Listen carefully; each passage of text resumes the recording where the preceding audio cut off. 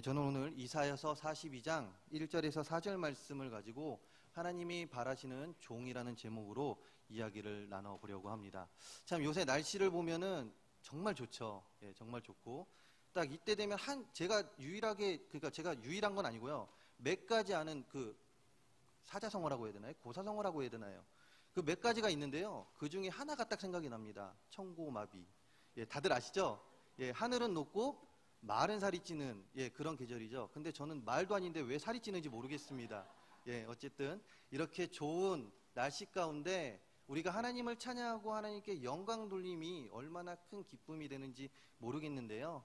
우리 더욱더 하나님, 이 자연을 허락해 주신 그 하나님의 놀라운 사랑에 감사하고 그 하나님께 더욱더 영광 돌리며 찬양하며 살아갈 수 있는 우리 모두가 되기를 간절히 소원합니다. 이사야서 오늘 말씀 읽은 이사야서 42장부터 53장 사이에서는요, 여호와의 종에 대하여 설명하고 있는 노래가 4번 나옵니다. 그 4번이 어디냐면 오늘 본문이 속해 있는 42장과 그리고 또한 49장, 50장, 52에서 53장에 기록되어지고 있는데요.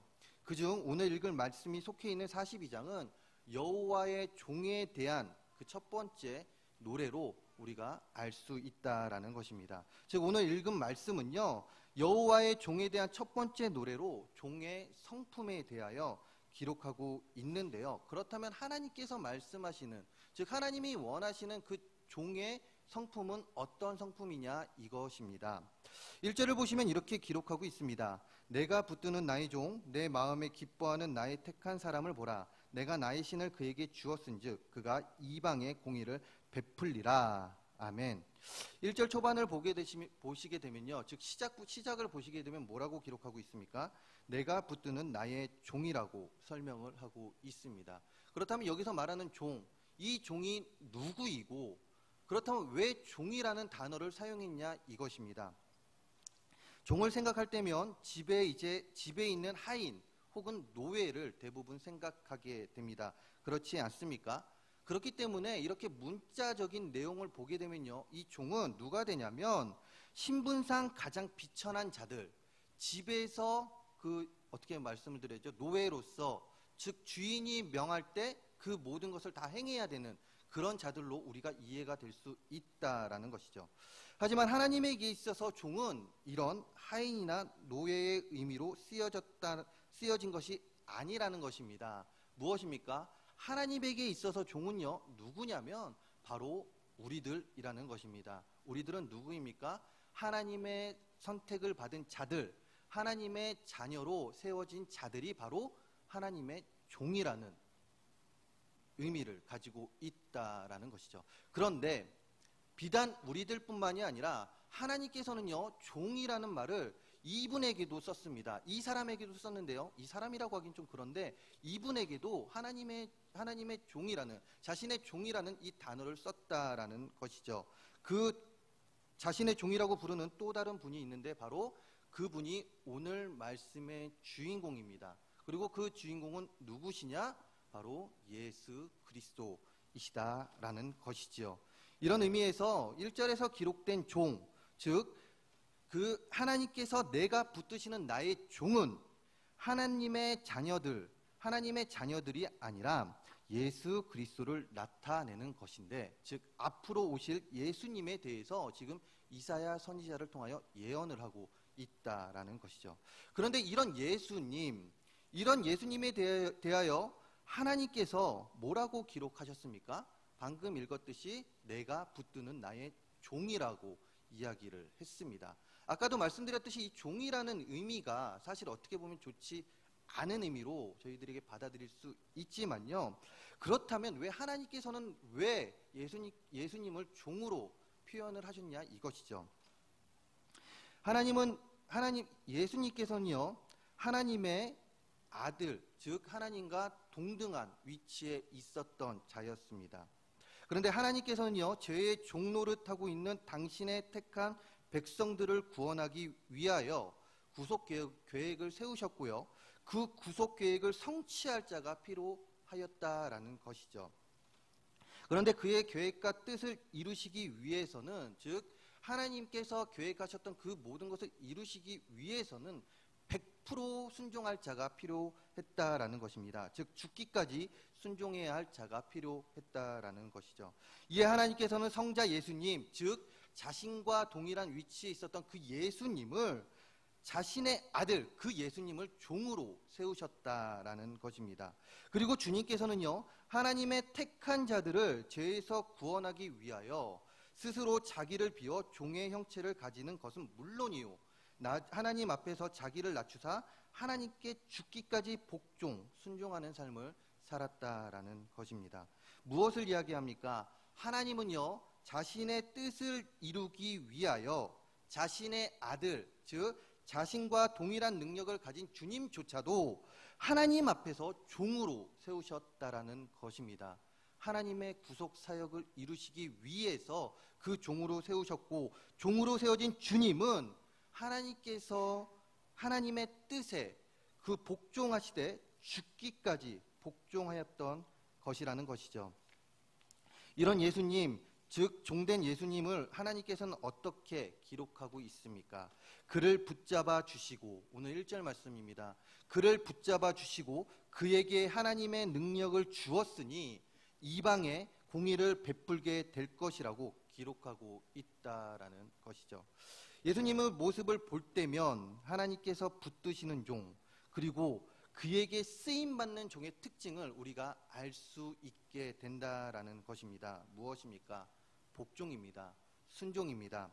목숨까지 바쳐 살아갈 수 있는 삶, 주인의 일이 자기 일이고 주인의 뜻이 자기의 뜻이 되어 살아가는 삶의 특징, 그런 특징을 가지고 살아가는 자가 바로 하나님께서 원하시는 종의 모습으로 살아갈 수 있다라는 것을 이야기하고 있습니다. 방금 말씀드렸듯이 주님께서 이 땅에 계셨던 동안에 그 사역을 돌아보게 되면요, 주님께서는 항상 하나님의 뜻에 순종하여 모든 사역을 하셨습니다.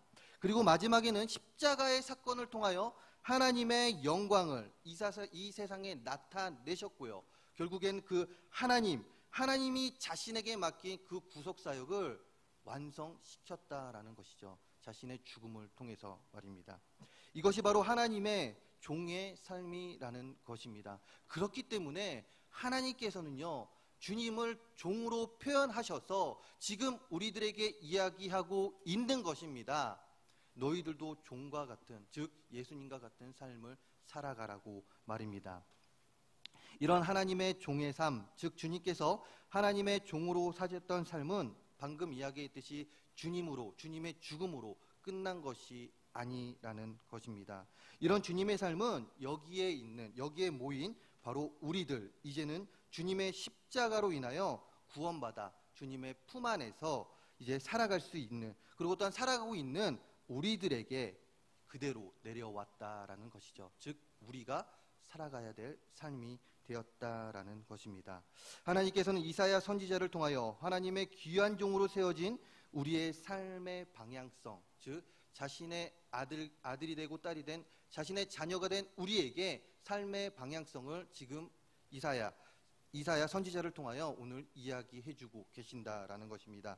즉 삶의 모습을 가르쳐 주시고 계신다라는 것입니다. 어떤 삶이요? 주님께서 사셨던 삶이었습니다.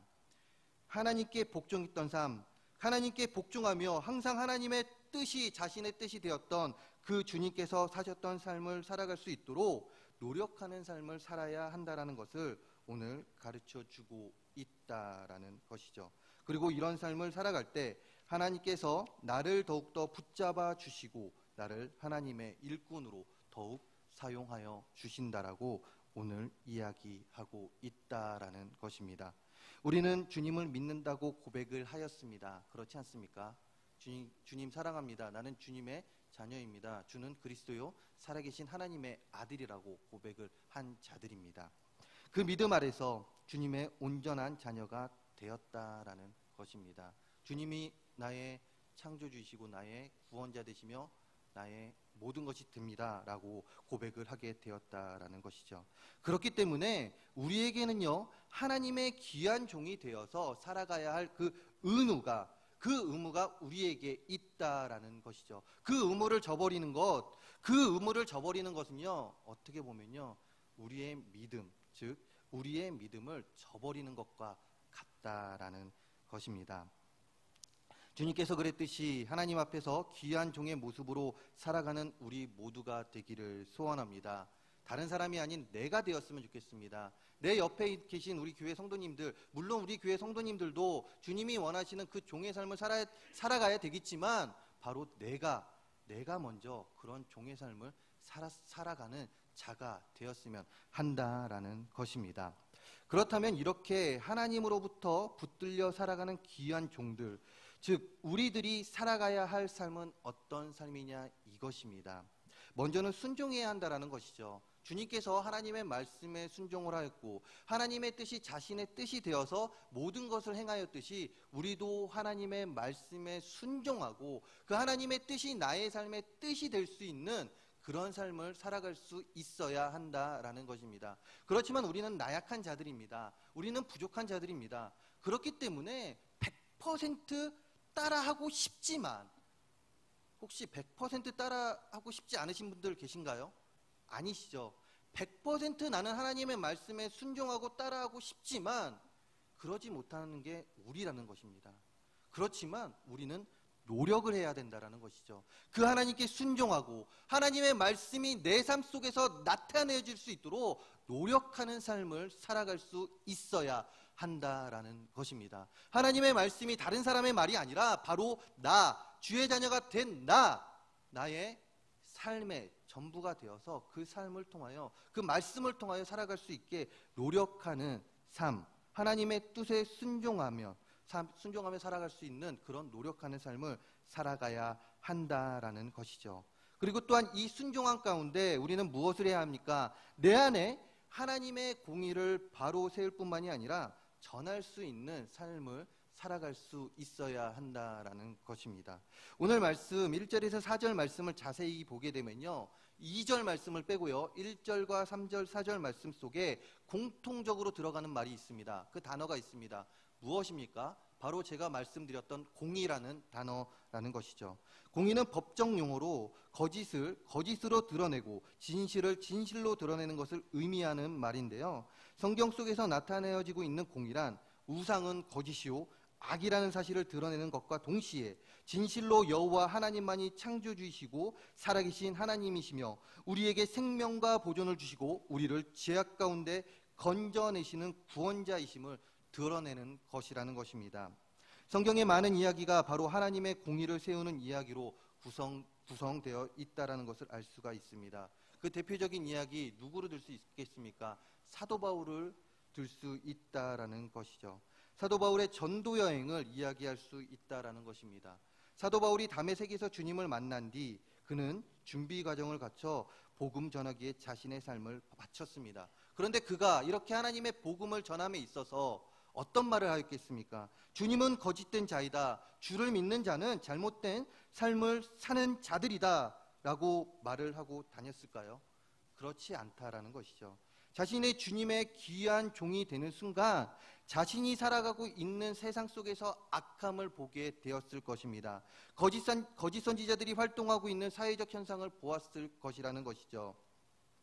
그렇기 때문에 그가 그렇게 핍박했던 예수님이었지만 주님을 만나는 순간 그 핍박했던 예수님이 진정한 자신의 구원자가 되셨고 그가 알고 있었던 그 세상에, 즉 세상의 그 주님을 만나기 전에는 선하게 보였던 그 모든 것들이 이제는 악하게 보이게 되었다라는 것입니다. 그래서 그는 우상은 거짓이요 악이라는 사실을 드러내는 것과 동시에 진실로 여호와 하나님만이 창조주이시고 살아계신 하나님이시다라는 것을 힘써 전하였을 것이라는 것입니다. 이것이 바로 우리의 사명이 되어야 한다라는 것입니다. 우리는 하나님으로부터 예수 그리스도의 그 십자가의 보혈의 피로써 거듭난 자입니다. 그리고 또한 방금 얘기했듯이 하나님의 종이 된 자라는 것이죠. 우리가 하나님을 알기 전에는 세상의 것이 너무나도 기뻐 보였습니다. 즐거워 보였고요. 그것이 진리처럼 보였지만 우리가 하나님을 만나는 그 순간부터 그것이 어떻게 변하게 됩니까? 그것은 거짓된 것이고 그것은 나를 파멸시키는 것이라는 것을 깨닫게 되었다라는 것입니다. 그렇기 때문에 우리는 이렇게 사도 바울처럼 하나님만이 나의 창조주 되십니다. 하나님이 진실된 자라는 것을 내 삶 속에서 먼저 보일 수 있어야 된다라는 것이고, 내 삶 가운데 하나님의 모습이 보여야 되고, 그 모습을 전할 수 있는 자가 되어야 한다라는 것입니다. 이것이 종으로서의 살아가야 될 삶이라는 것이죠. 더하여 3절입니다. 3절에서 이렇게 기록하고 있죠. 상한 갈대를 꺾지 아니하며 꺼져가는 등불을 끄지 아니하고 진리로 공의를 베풀 것이며. 아멘. 하나님의 종인 주님께서 이 땅에 오신 것은 상한 갈대와 같은 인생을 감싸서 그 생명이 꺾이지 않게 하고 꺼져가는 등불과 같은 인생에게 생명의 기름을 공급하기 위해서 이 땅에 오셨다라는 것입니다. 즉 지금도 우리에게 무엇을 부어주신다고요? 생명의 기름을 지금도 이 순간에도 우리에게 부어주고 계신다라는 것입니다. 그 하나님으로 인하여 우리는 무엇을 만끽하며 살아갈 수 있겠습니까? 소망을 가지고 살아갈 수 있다라는 것이죠. 세상의 소망이 아닌, 즉 세상에서 금방 사라질 것 같은 그 신기루와 같은 것이 아니라 영원한 소망, 하나님께서 주시는 그 영원한 소망을 가지고 살아갈 수 있는 자가 되었다라는 것입니다. 누구를 통해서요? 하나님을 통해서 내가 그렇게 되었다라는 것입니다. 과거에는 내가 세상의 소망 가운데 살아갔습니다. 그 세상의 소망을 붙들다 보니 나의 삶에 소망이 없었다라는 것이죠. 그렇지만 내가 하나님을 만남을 통하여 내가 세상의 소망이 아니라 이제는 영원히 꺼지지 않는 그 하나님의 영원한 소망을 가지고 살아갈 수 있는 자가 되었다라는 것입니다. 우리네 인생을 둘러보시기 바랍니다. 슬픔이 없는 인생, 아픔과 상처가 없는 인생이 없습니다. 평생이 육체적으로 질병에 대한 우려와 여러 가지 문제 가운데 우리의 인생은 그렇게 살아가게 된다라는 것이죠. 우리의 인생만을 돌아보았을 때 그 어느 곳에 소망 둘 곳이 하나 없습니다. 그런데 주님으로 인하여 우리는 소망 둘 곳을 찾게 되었다라는 것입니다. 이것이 얼마나 감사한지 모르겠습니다. 그런데 이것 왜 우리만 갖고 계십니까? 왜 우리만 갖고 계십니까? 전해야 되지 않겠습니까? 하나님 소망이 없었을 때 나에게 빛이 되어주시고 나에게 능력 주셨던 그 하나님의 소망을 우리가 전해야 되지 않겠냐 이것입니다. 이것이 바로 하나님의 종의 모습, 하나님이 바라시는 그 종의 모습이라는 것입니다. 현 시대를 보면 얼마나 혼탁한지 모르겠습니다. 여러 가지 우상들을 숭배하는 자들이 점점 많아지고 있습니다. 또한 그 가운데 잘못된 진리를 배우며 그것이 참된 진리라고 생각하며 살아가는 자들이 너무나도 많이 있다라는 것이죠. 더하여 몇몇 사람들은 자신에게 있는 어려운 일들을 통하여 정말 나의 삶엔 소망이 없다라고 느끼며 살아갑니다. 소망 둘 곳이 없어 공허한 삶을 살아갈 뿐만이 아니라 결국에는 극단적인 선택까지 하는 그런 모습들 우리는 자주 뉴스를 통하여 듣지 않습니까? 이런 사회 속에서 우리 그리스도인 하나님의 자녀인 내가 살아가야 할 삶은 무엇입니까? 하나님 말씀, 즉 종된 나는 하나님의 말씀을 온전히 내 안에 세우고 삶의 소망 되신 주님께 영광 돌리며 그 하나님의 말씀 나만 갖고 있는 것이 아니라 전할 수 있어야 될 것이고, 또한 나에게 소망 주신 그 하나님을 다른 사람의 소망이 될 수 있게 그분에게 하나님을 전할 수 있고, 또한 다른 사람들이 소망을 가지고 살아갈 수 있도록 도와줄 수 있는 자들이 되어야 할 것이라는 것입니다. 왜 그렇습니까? 나는 하나님께서 붙드시고 하나님의 마음의 기쁨이 될 뿐만이 아니라 하나님께서 특별히 선택하고 세우신 하나님의 귀한 종이기 때문입니다. 그 종의 사명, 예수님께서 주셨던 그 종의 사명을 바로 우리에게 주셨기 때문이라는 것이죠.